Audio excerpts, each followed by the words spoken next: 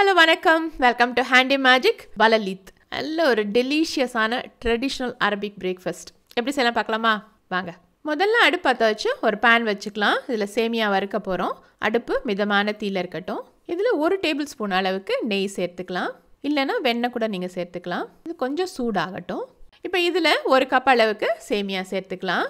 இப்போ இதை நம்ம நல்லா ரோஸ்ட் பண்ணி எடுத்துக்கலாம். நல்லா கொஞ்சம் நிறம் மாறணும், கொஞ்சம் நல்ல வாசனையும் வரும். அந்த நேரம் நம்ம இறக்கலாம். தீயை விட்டுறக்கூடாது. மிதமான தீயில் பொறுமையாக வறுத்துக்கலாம். இது கொஞ்சம் நல்லா வறுத்த உடனே பார்க்கலாம். இப்போ பாருங்கள், நல்லா கொஞ்சம் சேமியா நிறமும் மாறிடுச்சு, நல்ல வாசனை வருது. இப்போ இந்த அளவுக்கு வறுப்பட்டதுன்னா போதும். இதை நம்ம ஒரு பிளேட்டுக்கு ட்ரான்ஸ்ஃபர் பண்ணிக்கலாம். அடுத்தது ஒரு பாத்திரத்தில் தண்ணி வச்சுக்கலாம். ஒரு 6லேருந்து 7 கப் வரைக்கும் தண்ணி வச்சுக்கலாம். இது நல்லா கொதி வந்த உடனே சேமியாவை இதில் போட்டு நம்ம வேக வச்சு தண்ணியை வடிக்க போகிறோம். அதனால் தாராளமாக தண்ணி வச்சுக்கோங்க. இப்போ இதை மூடி போட்டுருவோம். இது நல்லா கொதிக்கட்டும், பார்க்கலாம். தண்ணி பார்க்கலாமா? பாருங்க, நல்லா கொதிக்குது.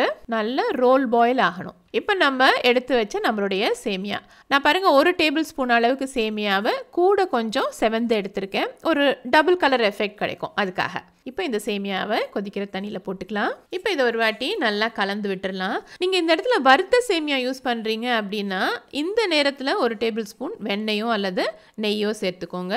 வெறும் தண்ணியில் நம்ம சேமியா வேக வச்சு வடித்தோம் அப்படின்னா வெந்தாவி வாசனை வரும். அது அவ்வளவு நல்லா இருக்காது. நான் ஏற்கனவே நெய் போட்டு தான் வறுத்துருக்கேன், அதனால் இந்த நேரத்தில் நான் ஆட் பண்ணல. இப்போ இது நல்லா வேகட்டும், பார்க்கலாம்.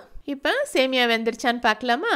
பார்க்கலாம். பாருங்கள், வெந்துருச்சு. குழையக்கூடாது. இந்த மாதிரி வெந்ததுன்னா போதும். இப்போ நம்ம அடுப்பை ஆஃப் பண்ணிவிட்டு ஒரு வடிகட்டி வச்சு இந்த சேமியாவை வடித்து எடுத்துக்கலாம். அடுத்தது அடுப்பு பற்ற வச்சு மறுபடியும் அதே பாத்திரத்தை வச்சுக்கலாம். அடுப்பு மிதமான தீயிலே இருக்கட்டும். அதில் நம்ம வடித்து எடுத்து வச்சுருக்க சேமியா மறுபடியும் அதிலே சேர்த்துக்கலாம். அதில் ஒரு 1/4 கப் அளவுக்கு சர்க்கரை சேர்த்துக்கலாம். பலலீத்தில் அவ்வளோவா இனிப்பு இருக்காது, ரொம்ப மைல்டான ஒரு இனிப்பு தான் இருக்கும். உங்களுக்கு வேணும் அப்படின்னா நீங்கள் 1 டேபிள் ஸ்பூன் அதிகமாக சேர்த்துக்கோங்க. கூட 1 டீஸ்பூன் அளவுக்கு ஏலக்காய் தூள் சேர்த்துக்கலாம். ஒரு 2 பிஞ்ச் அளவுக்கு குங்குமப்பூ சுடுதண்ணியில் கரைச்சி வச்சுருக்கேன், அதில் ஒரு பாதியை இதில் சேர்த்துக்குவோம். கூடவே 1 டீஸ்பூன் நெய் சேர்த்துக்கலாம். இப்போ இது எல்லாத்தையும் ஒரு வாட்டி கலந்து விட்டுருவோம். கடைசியாக 1 டீஸ்பூன் பன்னீர் அதையும் சேர்த்துக்கலாம். இப்போ எல்லாத்தையும் ஒன்று போல் நல்லா கலந்து விட்டுடலாம். இப்போ இந்த சர்க்கரை நல்லா கரைஞ்சு அந்த ஈரத்தன்மை எல்லாம் சேமியா அப்சார்ப் பண்ணிடும். கொஞ்சம் ட்ரை ஆகணும், அது வரைக்கும் நம்ம இதை மிக்ஸ் பண்ணி விடுவோம். இப்போ நம்மளுடைய அடுப்பை நல்லா குறைச்சி வச்சிடலாம். நல்ல low flame, medium to low ஃப்ளேமுக்கு கொண்டு வந்துடுங்க. கொஞ்சம் மிக்ஸ் பண்ணி விடுவோம். பாருங்கள், இப்போ பாருங்கள், தண்ணியெல்லாம் சேமியா அப்சார்ப் பண்ணிடுச்சு. ஓகே, இப்போ இதை ஒரு மூடி போட்டு மூடி விட்டுடலாம். ஒரு 3 நிமிஷத்துக்கு இது லோ ஃப்ளேம்லேயே நல்லா வேகட்டும். இடையில கிளறி விடுங்க. ஓகே, திறந்து பார்க்கலாமா? ஆஹா, நல்ல வாசனை. ஓகே, பாருங்கள், இப்போ தண்ணியெல்லாம் குறைஞ்சி சேமியா இன்னும் கொஞ்சம் சாஃப்டாக வந்துருச்சு. எல்லா வாசனையும் உள்ள இன்கார்பரேட் ஆயிடுச்சு. இப்போ கன்சிஸ்டன்சி பாருங்கள், இப்படி தான் இருக்கணும். குழையக்கூடாது, எல்லாம் உதிரி உதிரியாக தனித்தனியாக இருக்கணும். ஓகே, இப்போ இது ரெடி ஆகிடுச்சு. இதை ஒரு பிளேட்டுக்கு ட்ரான்ஸ்ஃபர் பண்ணிக்கலாம். அடுத்தது ஒரு 2 முட்டை எடுத்துக்கலாம். அதில் ஒரு 2 சிட்டிகை ஏலக்காய் தூள் சேர்த்துக்குவோம். நம்ம மிச்சம் வச்சுருந்தோம் இல்லையா, அந்த சாஃப்ரன் வாட்டர், குங்குமப்பூ கரைச்ச தண்ணி, அதையும் சேர்த்துக்கலாம். முட்டைக்கு தேவையான அளவு உப்பு அதையும் சேர்த்துக்குவோம். இப்போ இதை நல்லா ஒரு வாட்டி மிக்ஸ் பண்ணி எடுத்துக்கலாம். நம்ம போட்ட குங்குமப்பூ, ஏலக்காய் தூள், உப்பு இது எல்லாம் முட்டையோட நல்லா கலக்கணும். நல்லா கலந்துட்டு அப்புறம் பார்க்கலாம்.